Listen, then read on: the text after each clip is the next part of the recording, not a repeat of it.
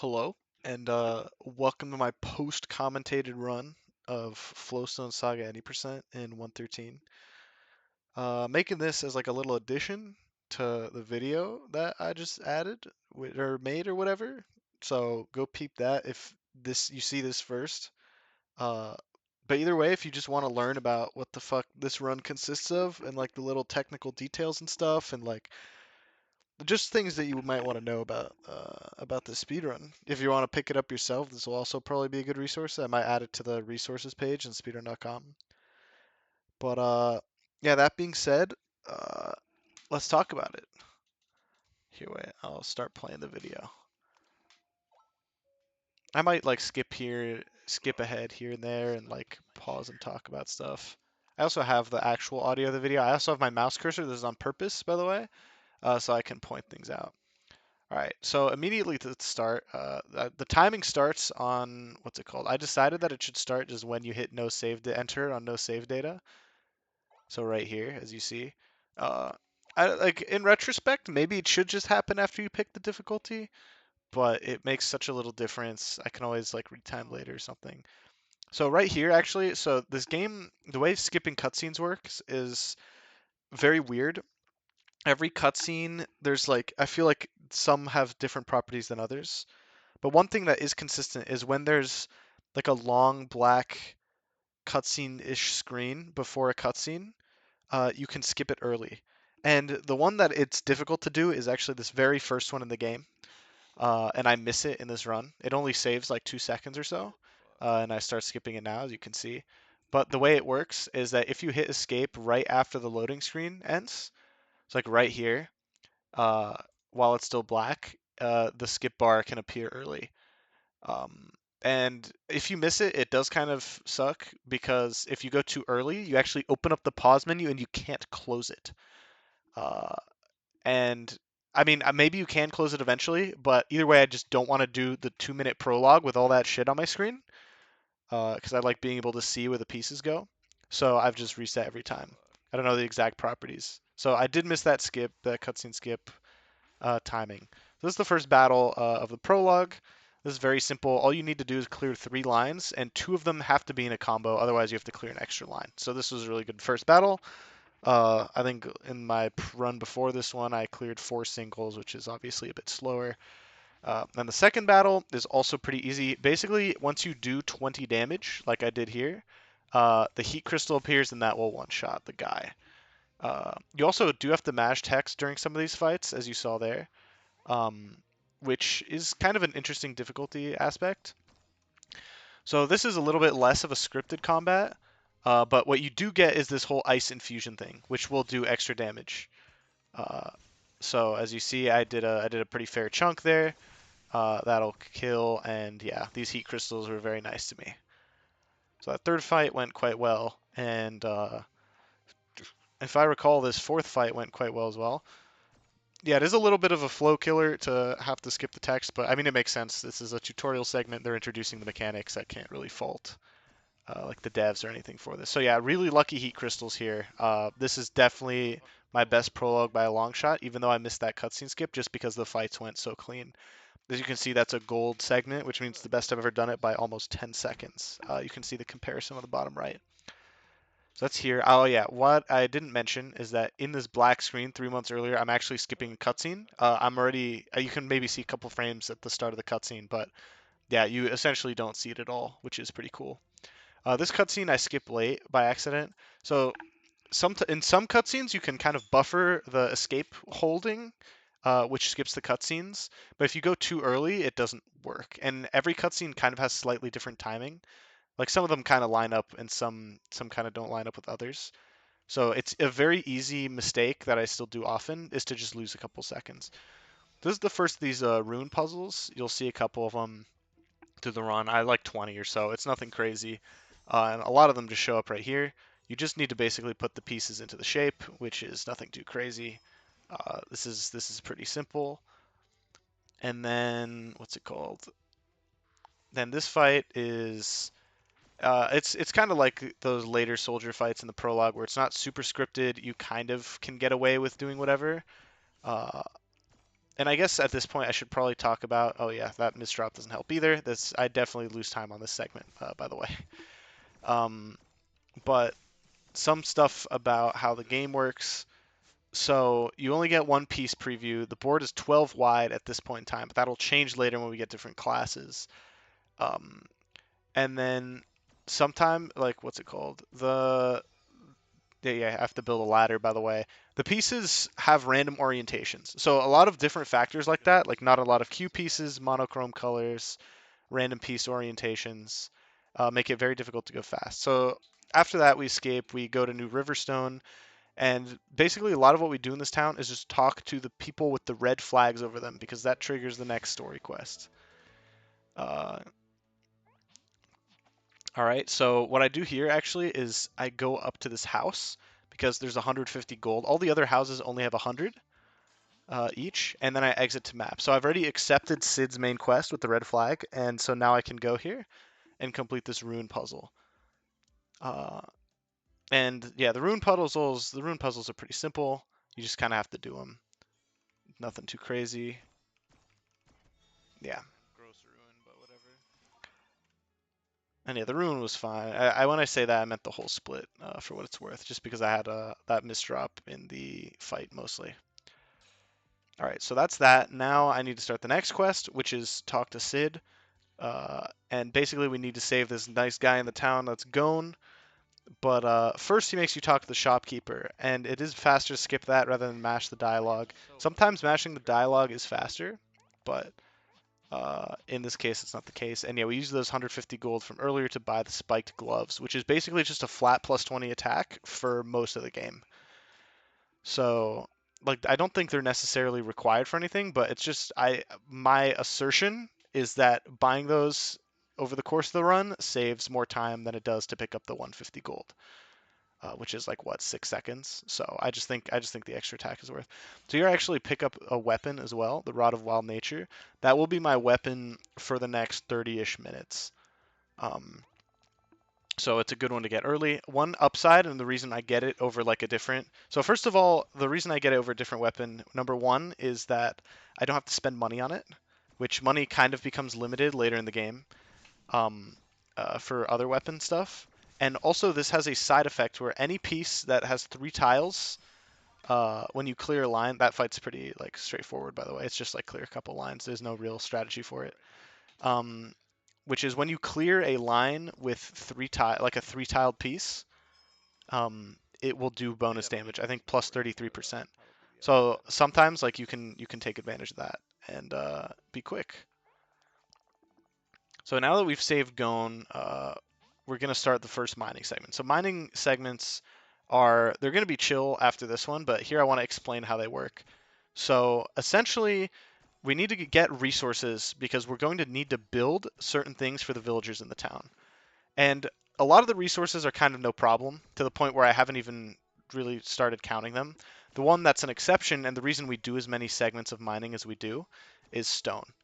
And so in mining alone, we need 38 pieces of stone because we need 50 pieces of stone total. If you noticed while we were saving Gone on that landing, I picked up a piece of 4 stone. I will do that again in the next area, is pick up 4 more overworld stone.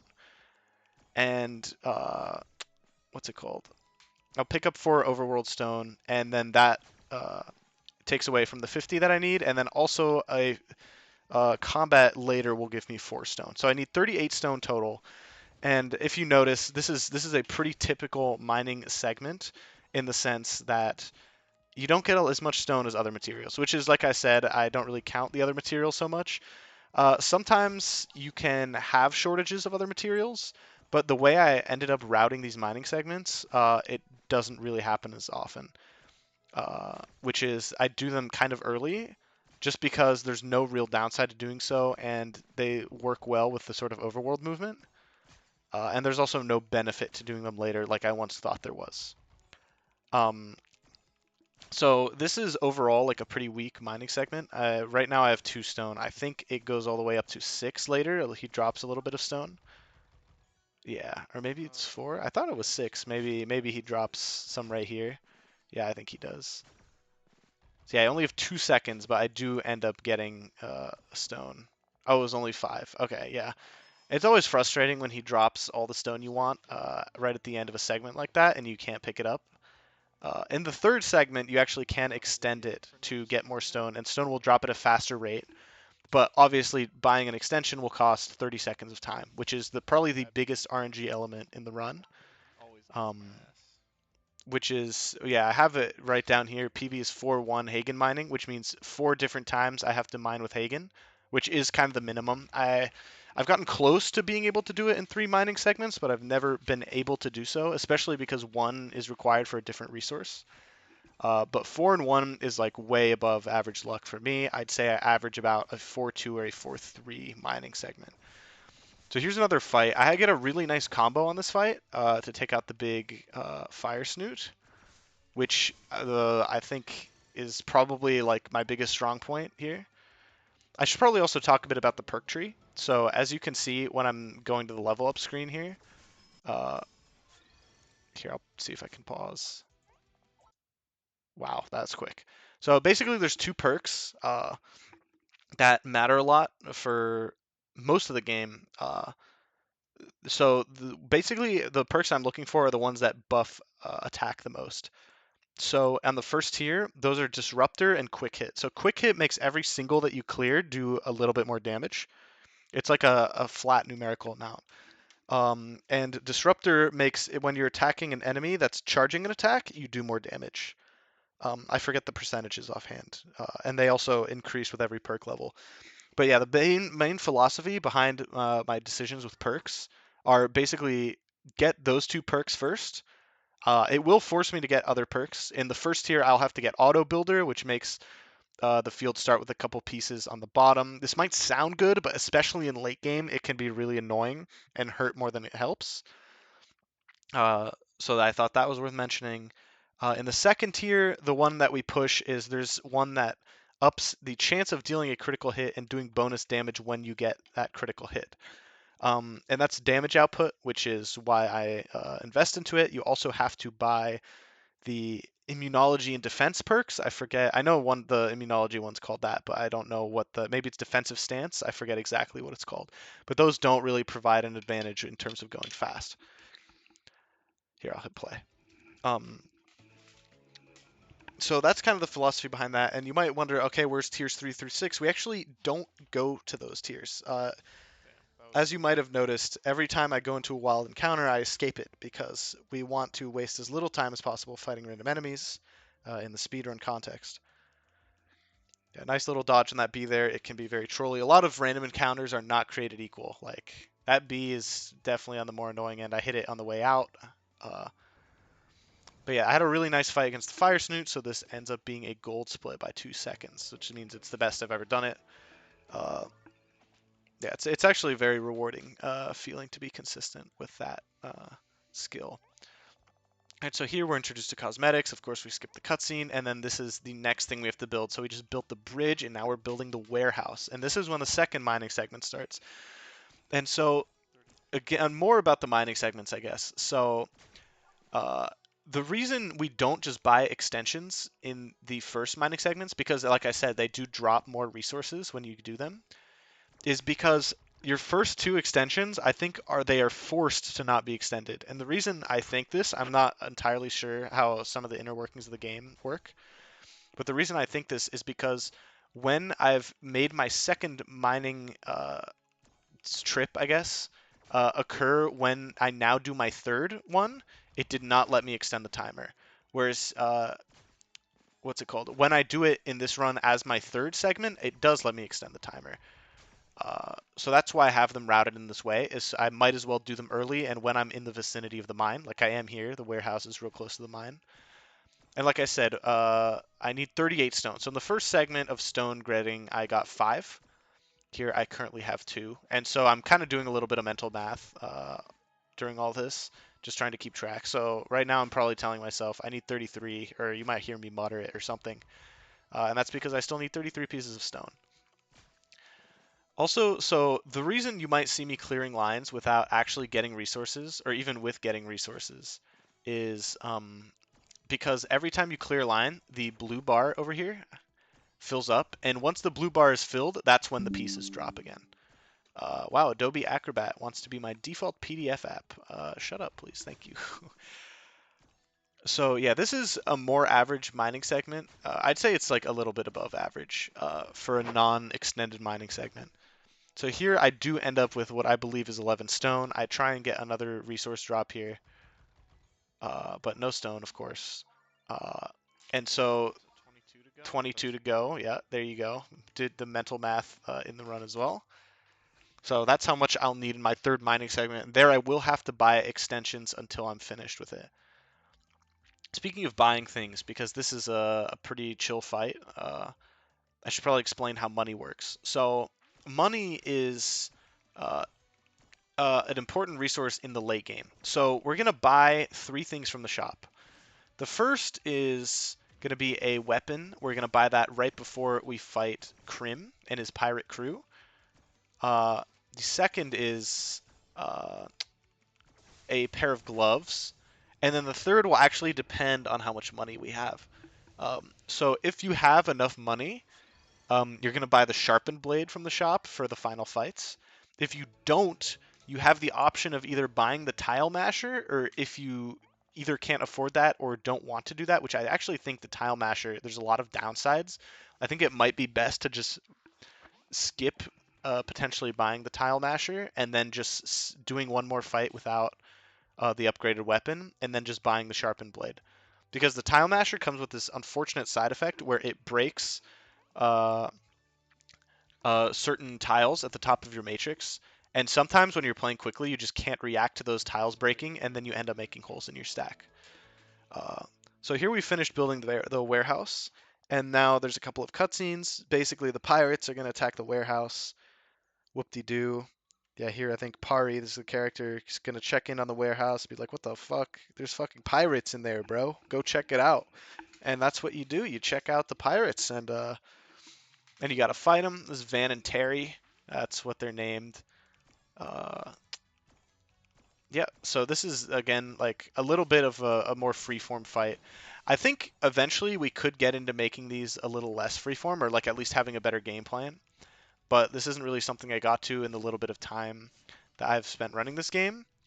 And also because I'm the only guy doing anything, which is fair, you know. Everyone's got their own stuff they want to do. Um, but yeah, so I haven't really scripted anything specific or like come up with a specific game plan. I just kind of clear singles. A part of the reason also I clear a bunch of lines to start is to build heat. So you can see the little fire aura around you. The faster you clear those first couple lines, the more you build heat, uh, which is good. You want to build heat because that makes your attacks do more damage. So yeah, that was a pretty solid Vanitary one overall. Now this is going to be one of the longest splits in the run, in any run, but especially when you have bad mining luck. So this is where all the mining luck really comes together. There I actually kind of make a mistake. I should be skipping that cutscene with the bistro. And yeah, I should be mashing through the other one. So I got a little mixed up with my inputs there, but it's only a couple seconds. And now we're going to go to our final stone mining segment. I need 22 pieces of stone. Uh, and basically every extension I buy is a bit over a 30-second time loss. So in my personal best, I know it says 4-1 Hagen mining, but the one mining extension I bought was actually forced on the other resource. So later I have to buy or have to mine for sand and iron to build the bistro. And in that run, I got very good stone luck. In fact, I got 20 pieces of stone in one mining session, which was, I don't think I've ever done that before otherwise. So I did that with no extensions, but then I did have to use an extension on the bistro split for more sand and iron, which was unfortunate. But so basically, in compared to my personal best, I have to do what's it called? I'm comparing against something that has zero extension. So again, every extension I have to do, and recall, I have to get 22 stone. So I guess the numbers on the left and right are worth explaining. Number on the right is how much you have in your inventory. Number on the left is how much you have in this session. And we need this number to be 22, basically, for me to have enough stone. All right, so yeah, a little bit of peace toss. That's, you know, it's how it be. It's how it be. Uh, just picking up them resources, hoping for good stone drops. And another, like the reason money varies as well is in large parts because of these mining segments. Because sometimes Hagen can throw down little treasure chests. I think he might at some point in this, if I recall correctly. And those give you money. And they're even more rare than stone drops. But the money does come in handy for doing a bunch of fights in the game. Yeah, so there's my first extension purchased. Buying extensions is pretty cheap overall, and so they don't have as much of an impact. Like one treasure chest will get like basically refund your entire first extension, and the extensions do get more expensive over time, um, but not by so much, I believe. See, here I finally get some stone drops. I'm playing a little poorly here. I'm stacking a little awkwardly. Uh, and I will say it doesn't help that the more resources get dropped, the harder it is to control your stack. But there's definitely some decisions I could be making better when it comes to building. Yeah. So that does. Oh yeah, that misdrop is unfortunate, but it is what it is. And yeah, so I'm at 17 out of 22 now. Uh, but hopefully I can finish in this extension. Bad news is I don't believe I do. Yeah. So these are these treasure chests I'm talking about. Uh, At this point, I thought about ditching the run, but then I remembered there is a lot of time save in the late game because I make a lot of mistakes.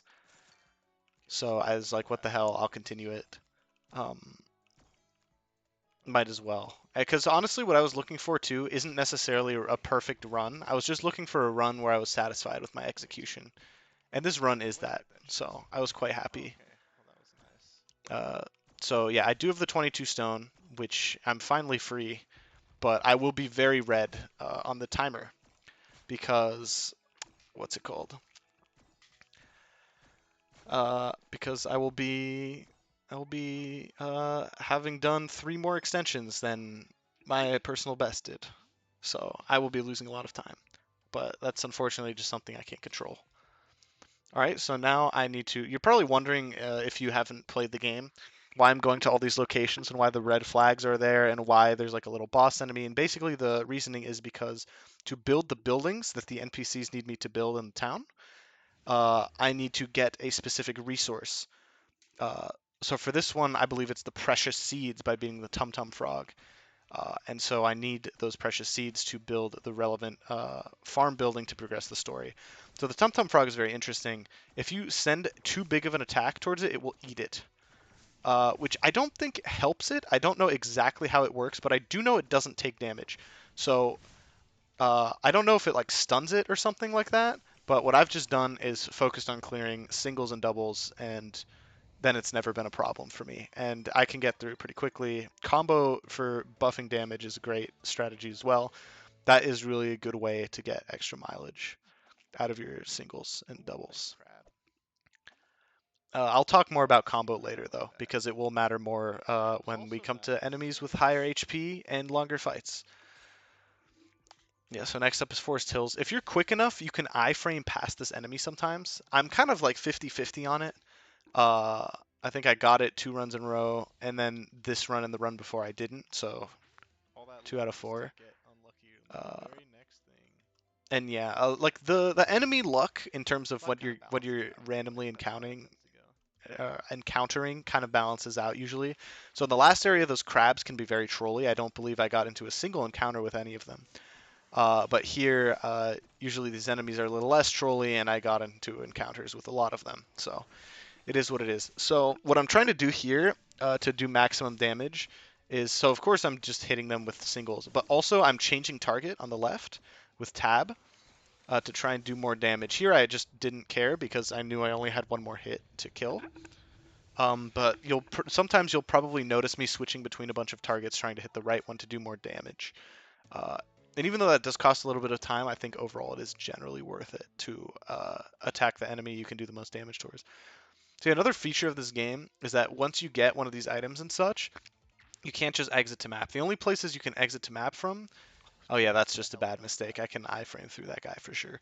Um, so exit to map you can do from any like friendly area. So like the town, there will be another town later. There'll be like a camp. Those are places you can exit to map from. And you've probably noticed I've done it a couple times because especially when there's a lot of walking to go back to the entrance in this town. I'll do it again, not now actually, a bit later. But yeah, so basically we're building our stuff. We have now built the campsite. Uh, Now I'm gonna build the farm. All is well and good. Or the garden. Oops. It's basically a farm. You farm stuff there. I don't know how it's called the garden. I mean, I guess you farm stuff in a garden. You know what? This is a bad argument. Yeah, so here's a little farming cutscene. You can now grow things. There's also these little frogs. So the frogs are different classes that you can play. We're going to be switching to 2 different classes in the run. But right now, both the classes aren't great for speed. I haven't messed around with Explorer a lot, but I do know that uh, from what I understand, it has similar properties to the basic class. In terms of it has a 12 wide board, and the other one is Demolitionist, and this is one that might be worth experimenting with in the future. Um, but I don't like it for a couple reasons. So the upside is, in theory, you should be able to do damage faster, uh, because it's only an 8 wide board and there's bigger pieces. The downside is that it's very difficult to get down. And in some battles, that doesn't matter as much. But there is a battle here in Heatwave Coast against a Firebird, where to defeat it, there will be fire blocks at the bottom of your matrix, no matter what you do. And you have to clear them to defeat the enemy. It's like a Harry Potter type of Horcrux he puts into your Tetris board. So Demolitionist really offers very few downstacking options, which is why I'm not a big fan of the class, especially for this fight. So here I also pick up some iron. I haven't really talked a lot about when I'm picking up resources, but I did mention that I picked up stone when I did. And this iron is to make the next mining segment easier. And it actually does come in handy. If without that iron, I would not have had enough. That isn't always the case. Uh, for me, it's been like maybe it's been helpful 25% of the time.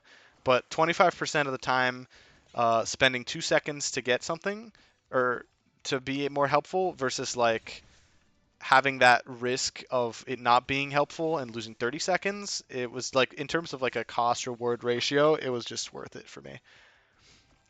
It's like think of it as like a consistency strategy. So yeah, here these are the fire blocks I have to destroy, and conveniently with this build, I'm already at the bottom of the matrix. That's not an issue. So that's the main reason I don't pick Demolitionist. So yeah, now I just have to get rid of these guys. I actually switched because I thought I might be able to one-shot it with the heat crystal, but that wasn't the case. Either way, no issue. So yeah, I skipped that cutscene. And then this is probably the hardest of these puzzles in the game, just because there's a lot to remember. But once you've done it a couple times, it's like second nature. Like, look at me groove through this thing. Beautiful. All right. So coming up is an enemy encounter. This is probably the worst enemy encounter in the game, this secret right here. So first of all, you pretty much never avoid it. But it can also, if it's in the right spot, luckily not the case here, but if it's a little bit further to the left, it actually completely blocks you from moving forward. And I've never had an issue with that with any other enemy in the game where it really trolled me. But that Seeker, I've had a run that was a personal best that lost 30 seconds to being unable to walk past that Seeker. So that was really frustrating at the time. But yeah, here I'm losing a lot of time again because I did all those mining extensions. Here I also get the fire power up. So power ups, I haven't really thought too much about how to integrate them into the run. Partly because to equip powers, I have to menu, and that takes time. And also because powers tend to be pretty short. Another thing is I don't understand how this works exactly either. I thought that the trigger to end this fight was to blow up all 4 of the bombs, which I've done in the past. In this case, I only blew up 3, and somehow it worked out anyways. And that was really surprising as well because that's a key source of stone. Blowing up those walls gives me stone. And if I'd been lower on stone, like if I had 22 exactly when I left that mining section, I would have, of course, continued immediately and not picked up more. So this is now something I can be aware of. Here I make sure to clear only a single because he has little bits of health so that I can use all these lines to attack Terry instead of Van. And yeah, that's the end of that fight. Like I said, every extension loses 30 seconds, and I did 3 extensions more than my personal best here. And it's a little bit more than 30 seconds as well because the timer stops every time pieces drop onto your matrix from the mining. So this time loss is mostly from that. I mean, it's mostly from that anyway, but even like more than a minute 30, like it's probably closer to a minute 40, minute 50. I don't know the exact timings to be honest. Okay, so yeah, there's also a menu every time you want to extend mining. So this is Sid's Peak. This is the next sort of, we need to build something. Can you pick something up for me? So yes, I need the mining gloves from here. Here I pick up 125 gold. Honestly, haven't really thought about how that plays into the run, but it's just free gold. I just pick it up because there's literally no reason not to. In that chest, there's also a ring. Sadly, rings don't buff your attack really. And equipping them, of course, loses time, so I've never really bothered with it. Sometimes I pick it up if I'm feeling bored because there's no downside to do so. Uh, but yeah, I haven't really integrated rings into these strategies at all because there's no ring, as far as I'm aware, that boosts your attack. And that's true as well for some other. What was the other item? The other accessory? I forget. But there's 4 different kinds of accessories, but we only bother with the gloves and the weapon for the speed run. It's because it's efficient. So yeah, these are the little rock trio, and then we're gonna fight Boss Rock. He's the guy with the mining gloves. Um, I remember this fight feeling a little slow. I probably could have comboed a bit better, but it is what it is. It's, uh, it's not awful. Another thing that's kind of luck in combats, and luck in combat is a real thing and will come up a lot more later in the run. But a small thing that's luck based is whether they do small attacks or big attacks. And so the big attacks, like we remember when I spoke earlier about the perk disruptor, that makes me do extra damage when an enemy is charging up a big attack. And when they do a small attack, I don't get that same benefit. And there's also, like, I can't avoid the damage, which will matter later. Um, but yeah, here I take out Boss Rock. No big deal. Get the mining gloves. That's what I'm here for. Give them back to our boy Hagen. That's who runs the mine. Oh yeah, I should probably, I guess, explain as I run back to town what these little smiley faces next to my splits mean. So it's basically the quality of my personal best that I'm comparing against. So a sad face or like a mild face, it will be easier to save time on those splits. Whereas like a happy face, especially a super happy face, it will be very hard to save time against my personal best. Uh, Usually, sometimes those can be like the best I've ever done a segment or something like that. So yeah, like the Van and Terry 2, for example, I had no extra mining cycles, which is really lucky. And so, what's it called? So that's why it was a big green smiley face. And then now if I had to do another run, I would change these smiley faces up and stuff. Uh, then it would probably be like a mild face because it's not easy to save time against. Okay, that being said, fourth and final mining segment. This is where I pick up sand and iron to build the bistro, which is the next and final town upgrade we actually have to do, which is nice. This part does take a while. And so you need 10 iron and 20 sand for the bistro, but if you remember correctly, uh, we picked up 3 iron already in Heatwave Coast, so I only need 7 iron uh, minimum for this part. Just because sometimes I remember stone, I said, was like a very inconsistent resource. Iron is the uncommon resource of this mining area, which makes it also fairly inconsistent to pick up. Where yeah, sand, I think I've had to extend once for sand across my like 15 runs that have made it past here. Probably a little more than that actually. I've had some runs die late. Um, which isn't, again, not a huge sample size, but basically sand is rarely a problem. You can see I already have my 20 sand here, or I'm about to once I clear a line. There it is. Whereas iron is the big problem. And I was actually quite worried that I wouldn't get enough iron. So this is really good iron, but I'm getting very awkward pieces for my stack, and I can't really, what's it called? Yeah, you hear me stutter a little bit there because I don't really know how to get down effectively. So I'm able to clear that line. I can clear another line, but yeah, the way these pieces drop often makes the stack very difficult to build around. So yeah, their iron falls on top of where I wanted to put a piece. Uh, but here I clear a single, and that puts me at the magic 7. Yeah, where those sand blocks landed is actually crazy. I don't think I've ever had a stack this messy. It was just a bunch of like misfortunate events, but I did get my special 7 iron. I ended up with 9, and so the little bit that extra that I picked up in Heatwave Coast actually came in super clutch. So here there's a little farm cutscene. I actually forget exactly what it's about.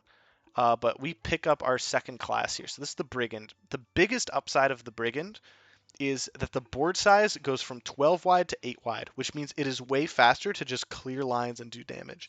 The other upside, which is an upside but isn't as strong of an upside, is that you get a fire big T piece, which does fire damage to enemies. It will be very helpful for one fight in particular. So that I do give it credit for. That is very clutch for Brigand. Other than that, it's mostly a small benefit, but the constant fire damage is handy in a lot of scenarios. All right, so here's the final sort of random boss that has a resource that we need that we fight. It is the Panthox, uh, and yeah, basically you see me comboing, you see me trying to do stuff. So one big thing that annoys me about this fight is you can see these pieces that are sort of like forced on your screen. It's kind of like playing invisible mode because a lot of the time you just can't see which blocks are covered and which ones aren't. So it's super easy to just make a mistake and lose a bunch of time. But I didn't here, and I didn't have to do an extension like I did in my personal best, which was really handy. So that saved me 30 seconds, and then that was also quite a good fight, which was good. Okay, here's another case where I kind of just have to run back. I do get really lucky with an encounter right here. Like right here, I can't believe I didn't get into an encounter. Yeah, it's very weird. It's probably gold now, which is nice. So yeah, here's the bistro. And like I said, this was really clean. So avoiding that encounter was actually the difference between making it the best I'd ever done and not. So that was interesting. Yeah, that's the bistro built. And now finally, we don't have to build things anymore. Alistair is here with the next main quest, and this has to do with the pirates. So, one of the pirates, Vivian, who you meet earlier when you don't skip the cutscenes, comes up, and we saved her sorry ass twice already. Um, and so now she's like, oh yeah, by the way, the pirates are gonna attack the villagers. So we kind of have to do something about that. So we talk to her, she lets us know. We talk to Sid, the village elder, who's kind of taking us in, and then we let him know, and then the pirates show up, and we negotiate, and they break a house. It's a big, complicated story. Yeah. This is another big set of Flowstone puzzles. I believe there's 3 or 4 in a row here. Um, this house is probably one of the less intuitive ones in the game. Like, I'd say there's 2 or so that are like, wow, this actually took me a moment, even though I've played a lot of Tetris. And that was one of them.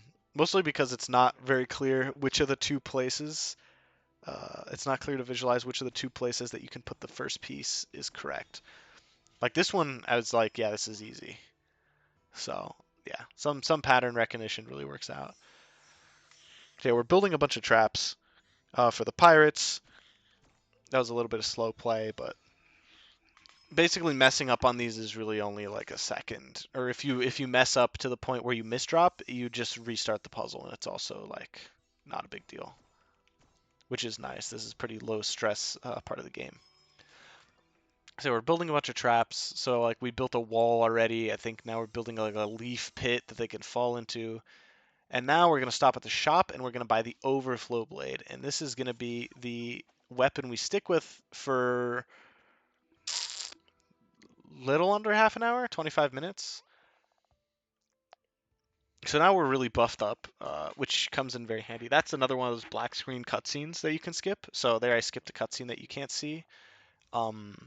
Because in that next morning text dialogue, you can skip the following cutscene. So yeah, there's a bunch of examples of that. Generally, when the screen turns black and then it says something like "meanwhile" or like 2 weeks later or something like that, that's when it's skippable. So this is another scripted fight where you always get a reinforcement. But luckily, we're really beefed up, and these fights are pretty easy for us, despite our low level. I'll talk more about the low levelness later, because some fights actually become very difficult at the end of the game. But we're not there yet. This is the pirate stuff, and this is still pretty chill. And this is like sometimes my like Tetris instincts come and bite me in the butt. Like I don't know if it was a bad decision here, but I saw the ability to go for perfect clear. I was like, I gotta, like it's in my blood. Uh, so yeah, and the good news is also when you play a little messy and loose, like I do here, like couple misdrops, it's really not a big issue. And sometimes you will, just because fitting that big Pentamino T in there is going to be awkward. It's a big piece, and it will only get worse after a little bit when we switch to our final class. But I'll get to that when we get to that. So now we're fighting the pirate leaders. First is On Deck, which is a crazy name for a pirate. Like, come on. I know you guys are silly and have that indie game charm, but like, you guys could have done better. Uh, sorry, devs, but it's the truth. So he's kind of a cakewalk. It's really not a big deal for us. We kind of take him out. He should be down soon. Give it like 3 line clears, 2 line clears. Yeah, there it is. So on deck goes pretty quick. Um, I was pretty happy with my fights in this segment overall. Uh, like if anything, I'd say on deck was my weakest, and like look at that, that wasn't bad at all, right? So that went pretty quick. And then there's Krim. So Krim has 2 interesting things about his fight. One of which is he's the only enemy in the game to just fucking respawn for some reason once you kill him. Don't know why like they didn't reuse this mechanic for anything, but they don't. Um, I mean, yeah, no, they really don't. Uh, so that's the first thing, and then the second thing is at one point he'll do an attack in this one, and the text box will show up, and that's kind of like a flow killer, but you just kind of you can't really react to it. You just got to be like, oh, he did the thing. I'm gonna just hit enter twice or thrice, and then get rid of him. And then you do get rid of him. There it is. So yeah, really good fights overall in the segment for me. I was really happy with them, and if I recall correctly, this is also a gold segment, only by a second, but still the best I've ever done the fights. And yeah, I mean, I haven't done so many runs. As you can see, this is my 13th completed. And yeah, see, 2 weeks later, you see how I was able to skip a cutscene after that, actually. And that leads to that bug behavior of 2 weeks later staying on the screen. Luckily, there's no long-term negative side effects of it. Uh, so here's a thing where now we've beaten the pirates, so now we're friends because this game could have used some maybe better storytelling, but it kind of makes sense. I'm not going to get into it. But yeah, we just deliver some stuff to the pirates, and then this segment is pretty weird, which is the red flag is over Sid's head because we need to build the tavern, but we don't actually have to build the tavern. We just have to get his cup back from Dirtbeak. And this is one of the more RNG based fights in the game. It's the fact that we now use Brigand for it, because I didn't even realize you could pick up Brigand until like a little bit in to running this game. It makes it a lot more consistent. But sometimes you just will get a really bad fight. And yeah, I was very carried by iframes there. I should have gotten hit by that bird.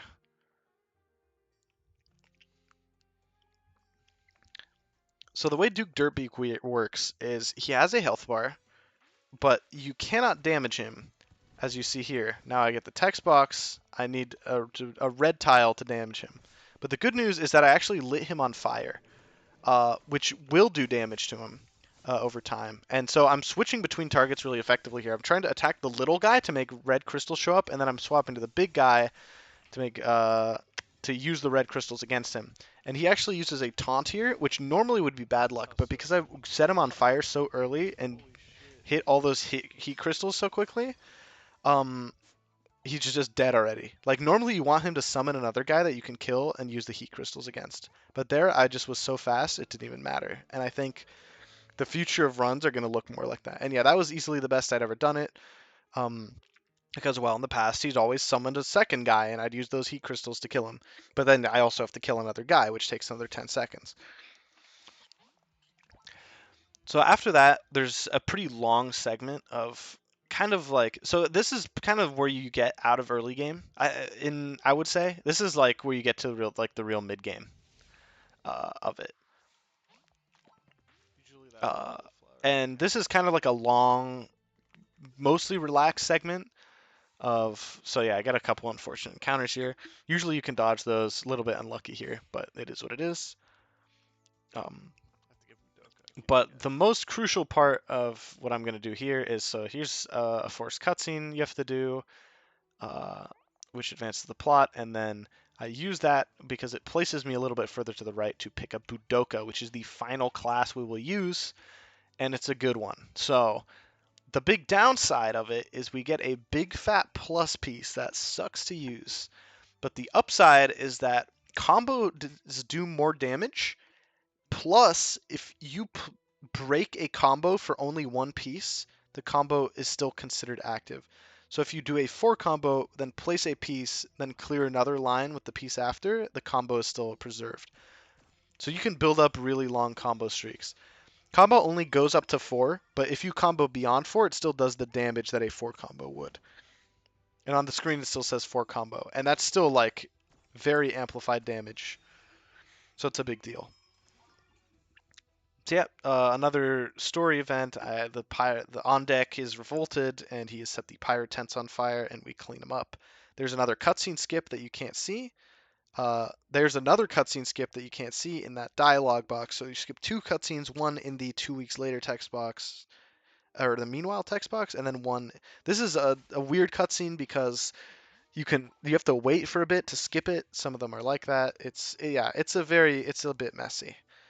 Um, Getting good at skipping cutscenes is not something I ever thought would be an issue, but it's been an interesting skill. So there, yeah, you also saw how fast that cutscene disappeared. That's because I'm already holding escape while it says meanwhile.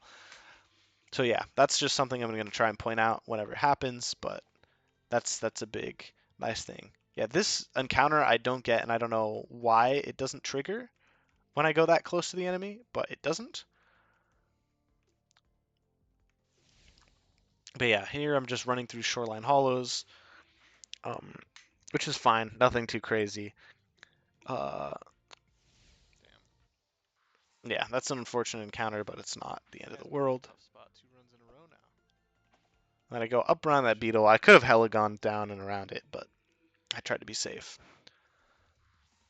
So yeah, at the end of Shoreline Hollows, I fight boss Vertigrizzly. There's that plus piece I was talking about, which is pretty unwieldy for the most part. It really can be annoying.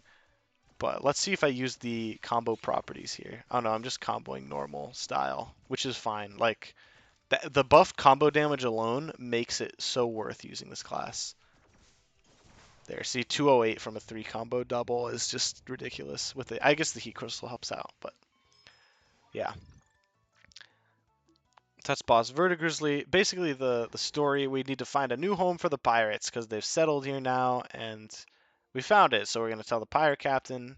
This is another cutscene that you have to skip late for some reason because it's weird.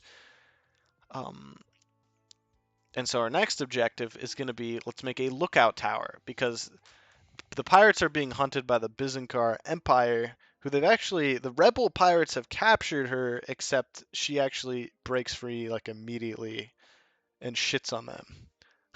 So that was cool. Nah, that was pretty This is a cool. weird bug that I can't explain. It's when that location, Feliday's Landing, is meant to pop up, it just doesn't. And what you have to do is just go into a place and leave it, and then it will show up.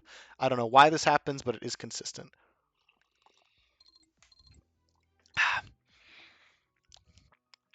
This is a very chill area. You just kind of walk to the end.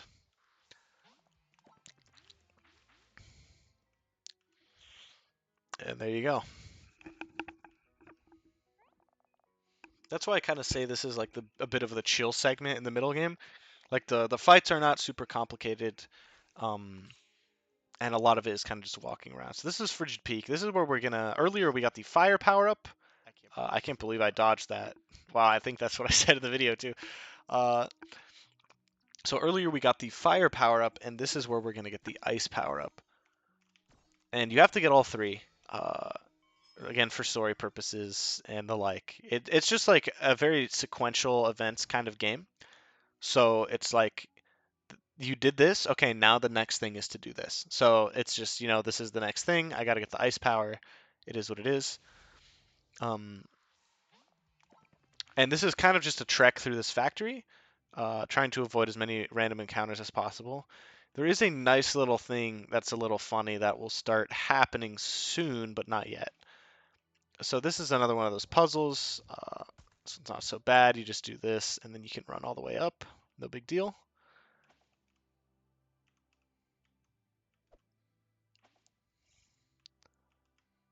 Yeah, these guys are hard to dodge. So what's interesting is that in the middle of this facility, there's a meanwhile text box where we skip a cutscene. Oh, look, we're literally in the next area already. And there's a little skull above that guy's head. So we're starting to get to the point of the game where we are really fucking underleveled because we haven't been fighting a single random encounter. And so the enemies start having little skulls over their heads. So what's interesting about this is it matters way more for some enemies than others. Which interestingly, usually bosses are what you'd think are really scary, but a lot of the time bosses have to charge up their attacks. And if you just hit them while they do that, you break the charge. It's not a problem. Uh, but for like little battles or where you fight multiple enemies, there you can't really stun lock all of them, and they can do those little attacks, and those can really pile up, and that'll really become a problem in the next split. Uh, but I'll get to that when I get to that. So this is another boss type enemy, which means there's no real risk of losing or anything. But as you can see, it is getting really difficult to stack uh, with the plus piece, and just building around it is quite difficult a lot of the time. I'm getting better at like finding nice holes for the piece to fit into, but it is a very inconsistent process that I am not so accomplished in yet. But yeah, here this little combo should end things. One more piece, and that clears it. Enough. So yeah, no damage taken because that's how boss enemies work. They're not really a problem. All right, so this is a weird case where a lot of the time you can kind of just mash through text when it's not in a cutscene, but there you really want to just skip it. It's like surprisingly long. She yaps for a while. Here's another one of these puzzles. These puzzles are honestly kind of satisfying to move through, I have to admit. And then yeah, here we are at the ice power up. Uh, Funny thing is, here I hit the escape button too early, so I don't skip this cutscene anywhere near as early as I could have, and that's what makes me lose time, funny enough. Otherwise, I would be saving time. So now for the Snell split. This is easily the hardest and most inconsistent split in the run. There's a lot of luck that goes into it, which really sucks. Um, but there's a couple fights. The further you get in, the third fight of four is really the hardest. Um, but I'll talk about them when I can talk about them. So there's a lot of cutscenes first. So basically, the Empire's found the pirates, uh, and they're also here for us because plot armor and because we have fucking powers that can build things and destroy things and all that jazz. So I actually beat up our little uncle guy, which is not cool. Not cool, then. I gotta say, not This is cool. like 25 All right, minutes. so here we find our first two guys of the Empire. So this is only two of them, but you'll be able to see just how much damage they can pile on, especially with our lackluster gear and lackluster levels. So here, I'm always making sure to target switch, but there he just did one baby attack, and that's like a fifth of our health. Uh, so with two guys, it's not so bad. With three guys, that's when you get into, wow, if they just kind of decide to attack me, it's not a good look for us. So here I just decided to finish that first guy off. I just thought it was more efficient because then I don't have to worry about another guy attacking me. So some of the plays I make are definitely for safety. That was a pretty clean end to that fight, but overall that was a pretty good fight, and they didn't really give me a lot of bad luck. But again, this isn't the most dangerous fight or anything close to it. That's going to be the third fight, um, and we'll see that when we get to it. So that's the first fight of Snell, but you can already kind of see how, like, oh, if they do a bunch of little attacks to you, that might be a problem. Yeah, this part's very interesting. You kind of just run past a bunch of people, which is it's pretty chill, no big deal. Uh, and then you do that, and then you get another cutscene. There's a bunch of backstory behind the pirate captain and the lady second in command of the Empire, but as far as you know at this point in the story, I mean, I guess this is where it's introduced that she isn't really the main commander of the Empire. She answers to Judicator Samael, whatever his name is. So yeah, they have some history, uh, but yeah, I'm not gonna get into that. No spoilers here. 6% complete in Frigid Peak, by the way, is really funny. As you can tell, we kind of don't do a lot in the areas when we don't have to. That It's actually flower not has too a bad in this very game. It's an actually surprisingly smaller big, flower like big Violet. hitbox. Baby girl, it's okay. I don't know what I was talking about there, but sure, whatever. Just yapping, I guess. So yeah, we're nearing the end of the run here. So this is the second fight in the split. I think I've died here once on one of my early runs, but in all honesty, I think that was mostly a skill issue. This is definitely the easiest, in my opinion, of the four fights, despite never having died on that first fight that we just did. Um, Honestly, you just have to play consistent here for a little bit of time. It's not so bad. And if you can get a combo going like I did, it's really nice. Unfortunately, I couldn't keep it all the way through. That it does kind of become a theme. Uh, is it's really hard to keep combo for the duration of a really long fight. And so you might be asking or wondering if you're familiar with Tetris, why don't you go for a sort of build that allows for easy combos? And part of it is it just takes a little bit to set up a three or a four wide. Um, and like usually these fights tend to be like 30 seconds until the very very end game. And then the other part of it is what's it called? You want to clear lines fast as well to build heat is another thing. And then finally, with the plus piece and some like three large pieces, it's Pretty low quite in this difficult to game. keep combo. I do think the combo extension mechanic of this class would make it more I feasible, kept that on but it good. wasn't something I looked very closely at, to be frank. All right, so yeah, if you've paid close attention, you'll see that there's actually on my layout a picture of Tony Snell and his legendary game versus the Jazz, in which he achieved nothing in 28 minutes. And that's funny because the first cutscene in this game shows shows a Captain Snell, and it's funny to me because they both kind of have a reputation for being fraudulent. Like Snell in this game kind of sucks. I exited and re-entered there because I So mixed did this I. up with another time later when you go here and there is a text box, but there wasn't one, so I I just thought there left was a like an text idiot. box thing, but I'm just stupid. But yeah, so I thought that was funny that there's literally a guy called Snell when they're who's kind of fraudulent and doesn't really deserve to be in power. No time to be nervous. All right, so this is Bizankar Trio. This is easily the hardest fight in the game. Um, and the reason is because all of these pirates can attack you like that at random, and they will do a lot of damage.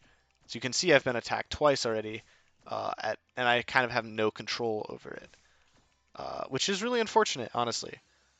So my strategy in terms of like what I want to try and get done is I try to just get rid of someone as soon as possible. And so I did actually. I did get rid of a seeker here, but I'm pretty low on health. And so healing, you can heal. One way is to put something in your flask, but of course that takes time. And either way, I don't think it would heal you for so much that it would really help. The other way is to clear those green crystals. And as you can see, where they spawn on the board is random. Like here, where it's right at the bottom of my matrix. And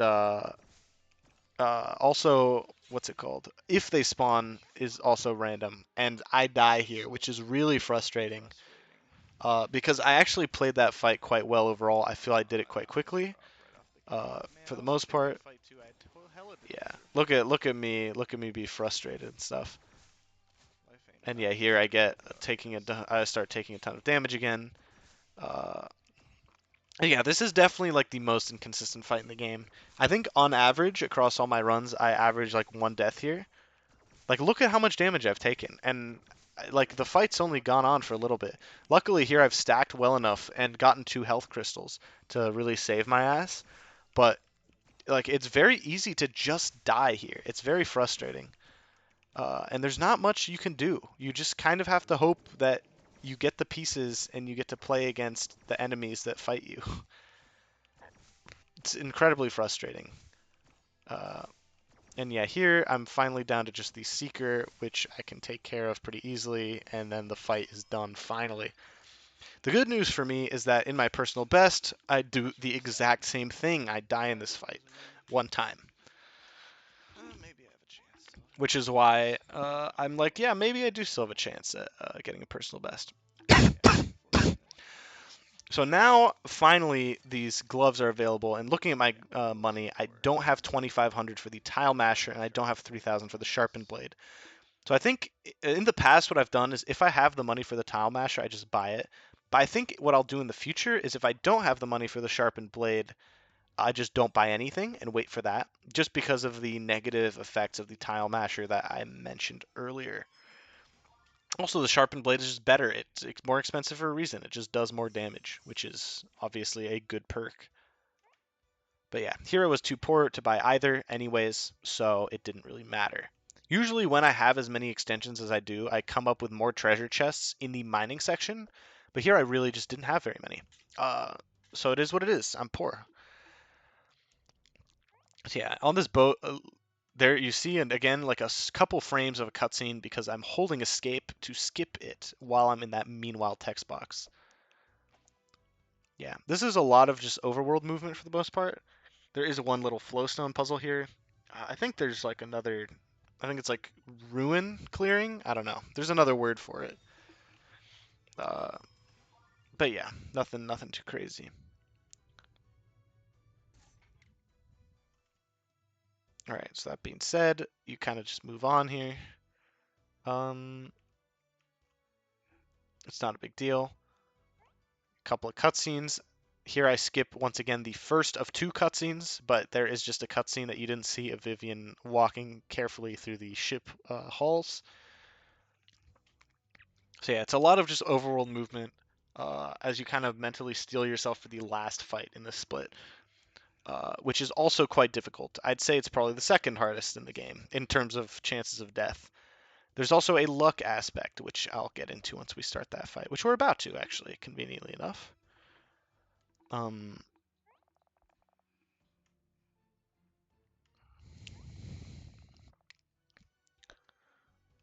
all right, here we go. So this is Captain Snell. He has a pretty big health bar, which means we're not going to kill him so quickly. And what he can do in that time is he can call in guards. So the guards are going to work kind of like the people in the Bizinkur trio in the sense that they can kind of just attack you and do damage. And he can too. But the good news is when it's just him, it's not so threatening. Um, so I'm actually doing a ton of damage, but he's about to call his first wave of guards in. Uh, and he actually calls in two guards, which until this point I actually didn't realize he Oh, that's could so do kind that. of you, dude. Um, he's only ever called one in the past when he had, and sometimes he can call zero. So that's a pretty big luck factor that can win or lose you a bit of time. Um, so here I'm getting rid of the Seeker, or no, this isn't a Seeker, the Runic Crystal. Yeah, sure. Just take the fucking Uh, save, I guess.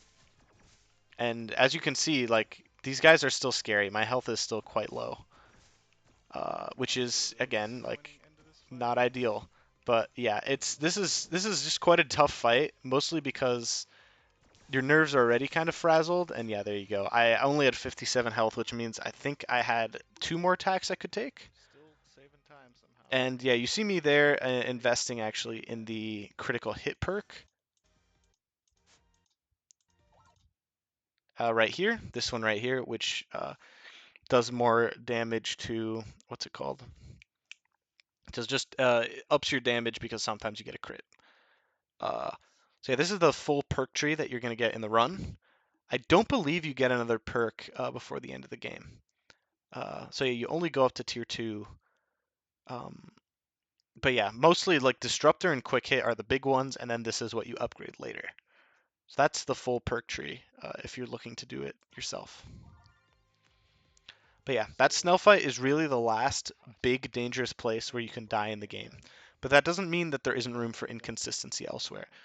So this next segment, there's actually not a single fight as far as I remember, You but know there's what? a lot of cutscenes and mostly a lot of kind of inconsistent overworld movement. In my personal best that I'm comparing against, I had really good overworld movement, not just because of skill, but also because of luck.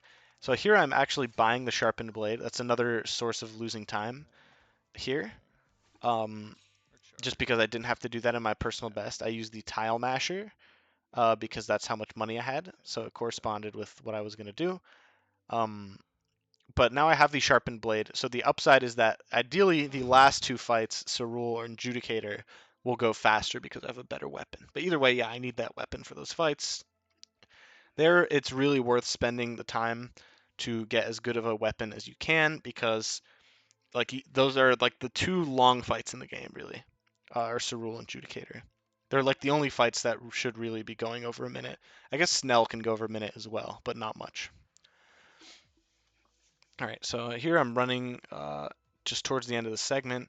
After you get the electric power up, which is the final of the three elements, which is how you know you're kind of nearing the end, you basically need to escape the facility, and of course the Bizankar crew is on your ass. So some of them are pretty consistent to dodge, like that guy in the middle of the area. But usually the hardest ones to dodge are when you're moving upwards because you can't really react to their location. So right here, I move up and there's a guard up there. If the guard's like blocking the stairs or I can't move out of the way fast enough, like it's just an unfortunate encounter and some time loss. But this was actually really clean. I didn't get a single encounter in this whole section, which was incredibly lucky. Uh, Really good chase. very satisfying. Or not chase. It's not over yet, bro. Hard part's still But coming. yeah, now there's still the second half, I've already which had a million is encounters in again this. another whole set of First couple encounters. fights. I'll be thankful for Uh, that. yeah, basically just move fast, try and avoid encounters is Let's the go outside. general move here.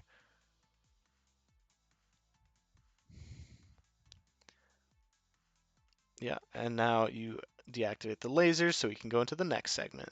And now we can dip and do that. Okay, I get to avoid all those enemies, which is nice. Yeah, okay. That one is really hard to avoid in some scenarios, but honestly, all of them can Like a just be full in bad speed spots that you can't really avoid. is like And this was honestly just a oh, skill come issue. on. I should have just played it safer and gone Come wider, on, man. and I could have avoided him. That's my bad, but it is what it is. All right, so now I go into green path. This part is again just run past more enemies and hope you don't get encounters. Really lucky not to get an encounter there or there. Those are very trolly spots to get encounters. There, I'm unlucky to get an encounter, but again, you can't have it all. Hitbox. That's okay though. Overall, that was really good. I have to So say. here it's very weird because you have to move a step down before the text activates, which means you have to move down and then you have to hold escape. This is probably the least intuitive Flowstone puzzle for like a new player. That one takes a little bit of brain power to figure out, and it's not necessarily obvious what you have to do. This one, on the other hand, there's so many solutions that like it really doesn't matter. Yeah, that's that. Uh, and then we're pretty much done with the chase segment here. We go out of that bottom here into the blue one, and there's a couple of cutscenes. Uh, I mean, I had to lose time against the split, basically. Still really fucking good and yeah, chase. the cutscene is of a chase, which is why it's like that. There, I also skip a invisible cutscene that you won't be able to see because in that black screen you can hold skip. Yeah, so But many yeah, so that's enemies. the chase. Still a really good chase, Ah, especially given that I had to buy a hate when weapon. I can save. Uh, Now this whole segment I have is a real weapon this time. honestly like I've considered not splitting here, but I just think it's nice to separate these two parts. Uh, this is basically a very cutscene heavy um, part of the game, except for this one part where I go back to the overworld and have to see Sid, and then this starts the whole cutscene chain. So this is like a huge plot point in the game. So first, Sid is healed from getting beaten up earlier. Then you find this facility in Blue Cove, Then the prologue gets caught up with finally an hour and 4 minutes into the game in a speed run. In a normal playthrough, it's gonna like 12 hours deep. You finally like the prologue cutscene happens again. It's like wow, where were we going with this? So yeah, these guys are also idiots. They get locked in this cave and also activate a big blue beacon to let every enemy know in the whole world that yeah, I'm here. Big waving flag. So that was really cool of them. So this is the end of the prologue cutscene. Um, then yeah, you gotta skip here, and this is another section where it's like you really have to kind of be focused in. You can't just hold escape and they auto skip all the cutscenes. Like the timing when you press escape is kind of different for every cutscene. Uh, Usually on the if you hit it at any point in the fade in, it'll go across, but some of them it's just like yeah, no, it really just doesn't happen. And then some of them you can already start skipping on the fade in. So it's really weird. I don't understand how the timings work. I just kind of have gotten a feel for them after a couple of runs. Of course, this would never matter to any casual player, so I can totally understand why they didn't like care too much to worry about this. Like this one takes forever to start skipping, but then this one you can skip almost immediately. Like I'm pretty sure I hit it late in this run. All right, so now I finally get to play the game again. I have to look for some body parts of a robot, so that's cool. Ah, crap. Cringe. Uh, and yeah, this is pretty tough movement to get super right, so I make a couple mistakes. I think I'm also a little frazzled because I'm an hour deep, and I'm like, man, if I have a really clean end game, like this will be the run I'm satisfied with to make the video about and to commentate over. And I mean, here I am, I'm commentating over it. So We're losing like 5 seconds to this. it does personal best and Oh, it is quite good. bro. But yeah, I will say like Worcester was like uh, throwing the so overworld much movement here is just weak. cutscene Like and I streams. know I can do better, but I it's get it. frustrating to have It some stuff like this. But it's fucking like sucks. ultimately it'll happen. You're not You gonna play go and then perfect you do it in a run and you uh, suck balls at it. forever. It's not a good feeling. So yep, totally fine to lose 2 seconds there. In the past, I've lost 10 seconds. I think literally to misunderstanding cutscene timings. Uh, so there's another one where I can start skipping the cutscene in that meanwhile text box. Or I guess slide. It's not really a text box, right? Text box is like that. Someone's saying it, whatever. It's just like it covers the whole screen.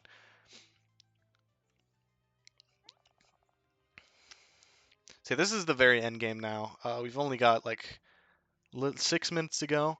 So a lot of it is still cutscenes. Now here I have to go into the building to start the next wave of cutscenes, of course. Uh, and so there's another cutscene I can skip. I'm pretty sure I skipped this cutscene a little late, Skip it. but it is what it is. And then here's the cutscene of in the building, and then that's taken care of. So now I can go into the cave where the blue beacon is, and where the end of the game is, and where the final bosses are.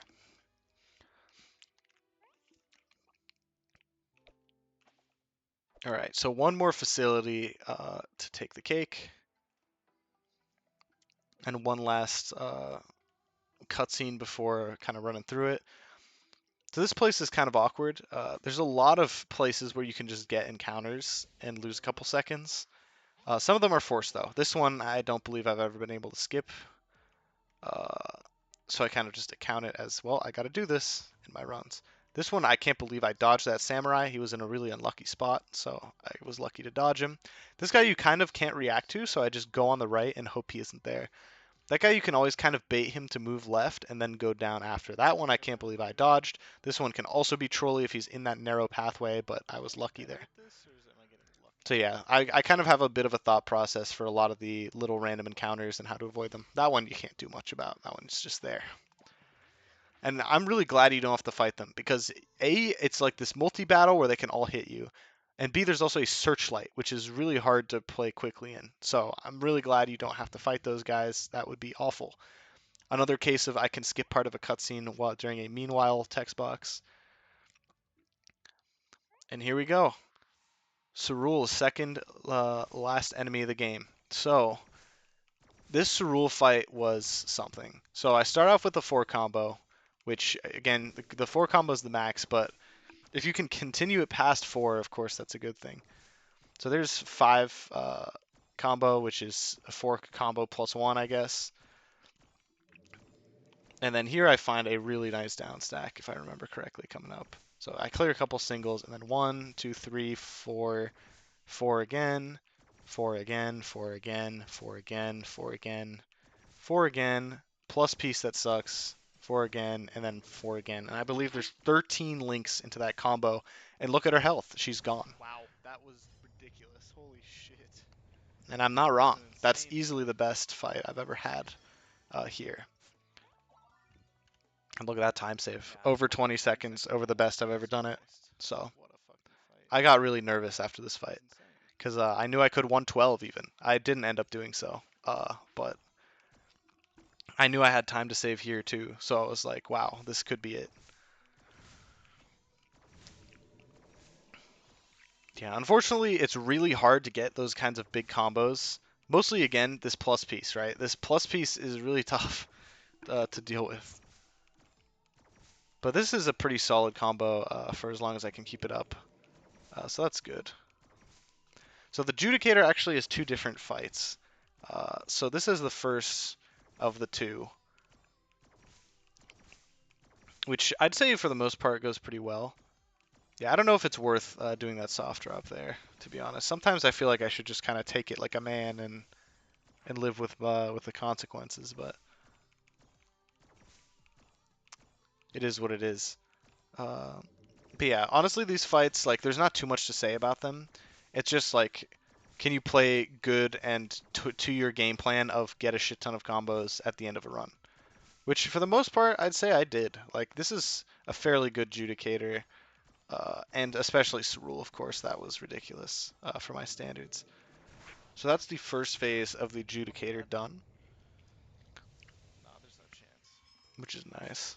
And yeah, here I'm thinking about whether I have a chance at 112. I might go for 112 at one point, especially if I get competition. Then I might actually put some more effort into this game. But yeah, as a solitary endeavor, now that it's become so Hagen luck reliant and sort of the Snell, the Bizankar trio fight luck reliant, I'm not super keen on pushing it if there isn't at least someone going against me. But yeah, now phase two of Judicator. This is the final boss uh, of the game. And yeah, I just got to get through that 7k health as fast as I can. And it does take a while, I have to admit. I think I'm pretty frazzled at this point. I've played pretty well for most of the run. I just want to close it out. There I dropped combo, which is really unfortunate.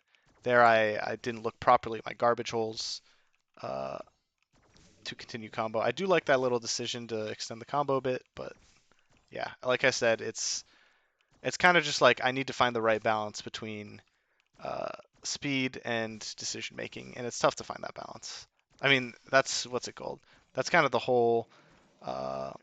thing about modern Tetris. Here's the last thing I guess I'll bring up is he's doing an attack pattern. I call it the Doom Bomb, but it definitely has an in-game name that I just didn't read, and I just call it that because, like, man, is it cool to say the thing that kills your run is a Doom Bomb? Like, that's fucking sick.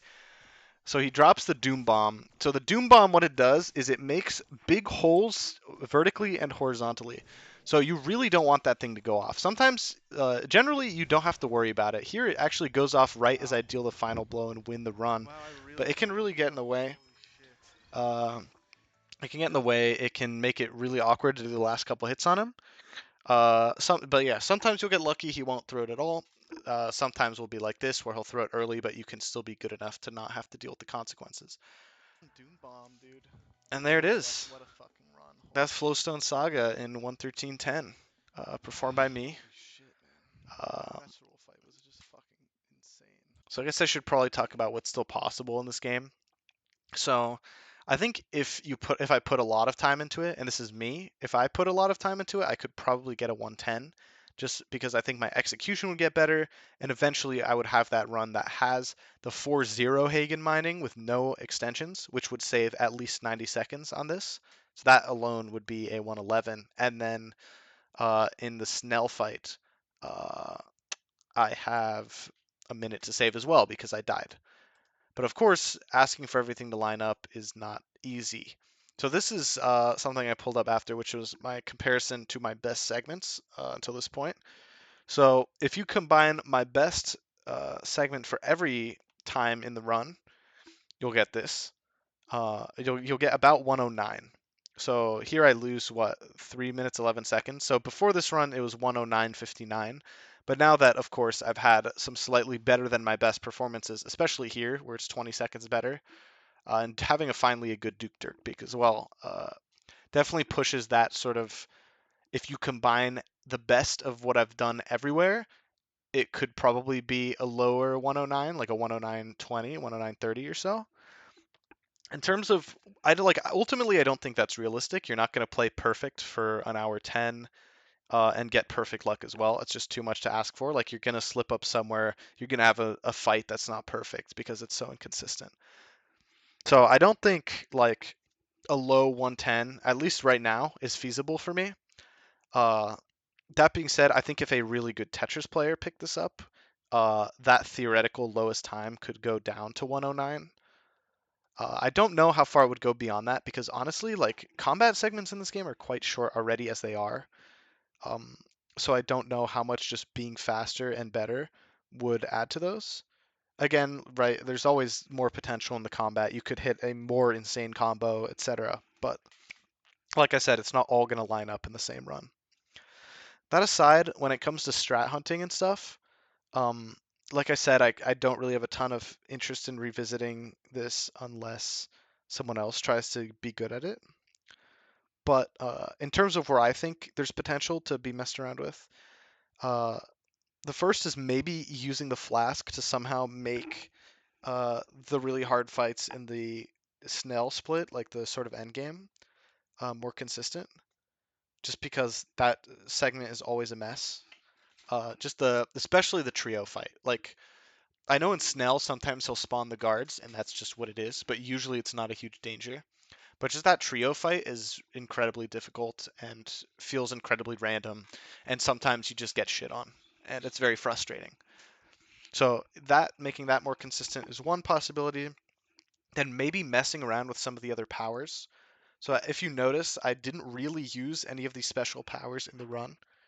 Uh, in the past, I've tried to use the fire power on Van and Terry too, just because it's immediately equipped automatically for you, and uh, it's also in the tutorial, so I thought to use it. Um, I definitely think when you get, I think it auto equips the ice and electric power ups once you get them, but it's also kind of a trade off between, you gotta hit R, or it's not even R, whatever the power switch button is. I think it might be R actually. Yeah, and then you have to hit space to use the power, and like once you get used to it, like that's probably a good option. But I think there is also a little delay between switching to the power and then immediately using it. And all that for like a slight damage boost one or two times is kind of awkward.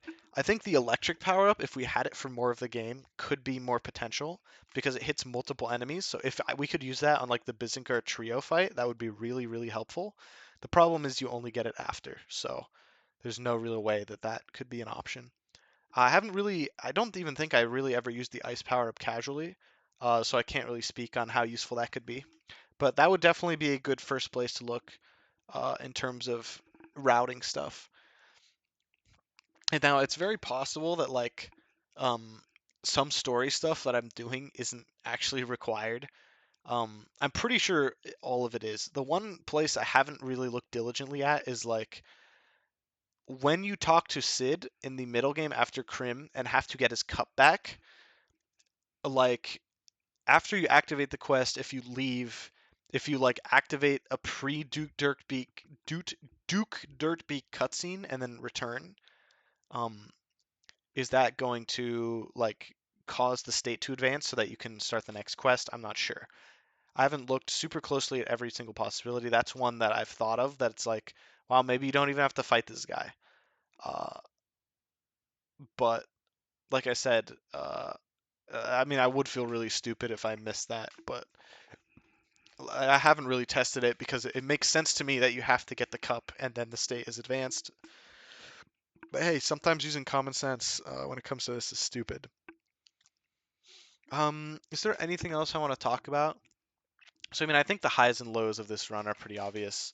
Here, I'll go back to the normal splits. Right here. There you go. Uh, so definitely like the lows are Van and Terry 2 and Snell, just because that's how it is. Like you get unlucky Hagen mining, you get an unlucky fight where they kill you really quickly and there's nothing you can do. Uh, and because that's what I feel like are the like aside from that, what mistake did I really make? Like I can maybe save 10 seconds on mine upgrade if I have like slightly more optimal fights. Like do I really want to put myself through the grindstone to do that when no one else is playing the game anyway? I don't know. I don't think I do. So that's why I'm like saying I'm satisfied with this for the time being because the execution is up to par. Like I'm happy with how well I played for the most part. But that doesn't mean there isn't still potential. And I do think this would be a fun game to race. Uh, I do think it would be fun to maybe submit to a marathon at one point, especially as a race. Like I think it would be really entertaining because also like if there's a skill gap between players, who knows? Maybe one of them gets really good luck, the other gets really bad luck, and they're really misaligned, and it could be a close race. So I think stuff like that could be fun. I think submitting it to a marathon and talking about it could be fun, like a GDQ kind of event. Um, but of course, that's like I don't know. Like the current GDQ submission's already closed as far as I know, so that's not something I'm really looking at right now. And also, I don't think it'd be feasible to travel there. Is there anything else I want to say? I guess another thing is like I've finished 13 runs. I've started 27 runs. Like I have like 40 hours in this game according to Steam, like 40 to 50, which like is a fair amount for a game that came out a month ago. But it's also like if someone puts in the time, it's not going to be hard to do better than me at the end of the day. Uh, so yeah, that's a concern. I guess another point of optimization is like maybe there's a resource drop I missed somewhere. Like I thought I was pretty diligent looking through a lot of the early areas, especially for stone. Like stone's the real problem resource, and what you need to use the extensions on. But if there's a couple more stone deposits that don't lose too much time, those are probably worth picking up and avoiding mining extensions. Um, but like I said, I couldn't find any that were feasibly worth getting.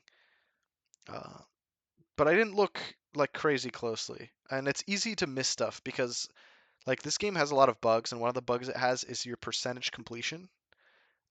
Funny thing is, on my main file, I actually have 100 percentage completion everywhere, but I still have not cleared all the ruin puzzles according to the achievements. So, and I don't think I really have cleared all the ruin puzzles either because I went back after one got mentioned in the Discord and completed it, except the area was already marked as 100%, and that did not change after I completed the puzzle. So, yeah, that was kind of a mess, but it is what it is. Um, yeah, other than that, really good run. Really happy with this. Definitely could be taken further. I really hope someone else tries this game. Um, it's a fun game to speedrun. I do think there's like what's it called? I do think there's flaws with it in like casual play, which I'll probably talk about in the video that I release alongside this. That's going to be more structured and talking about the history of routing of this and stuff like that. Um, but yeah, that's just my thought. I do think it's a really fun speed game just to play. It's a lot of fun. Uh, Good mix of like satisfying feeling overworld movement with some menuing, but it's not a crazy amount. And then also the combat's pretty fun. So yeah, I think that's pretty much all I want to say. If I can think of anything else, I'll probably put it in the description. If you have any questions, feel free to reach out. Something in the route's not clear. If you want to try it yourself, how do you get it? All this nonsense. You could ask me anything. Like I might not answer it if you ask me how long my wiener is, but like you feel free to ask me anything. What the hell? That being said, I'm gonna go to bed. I have a midterm tomorrow, and it is 1 in the morning. So yeah, I hope this was enlightening. And take care.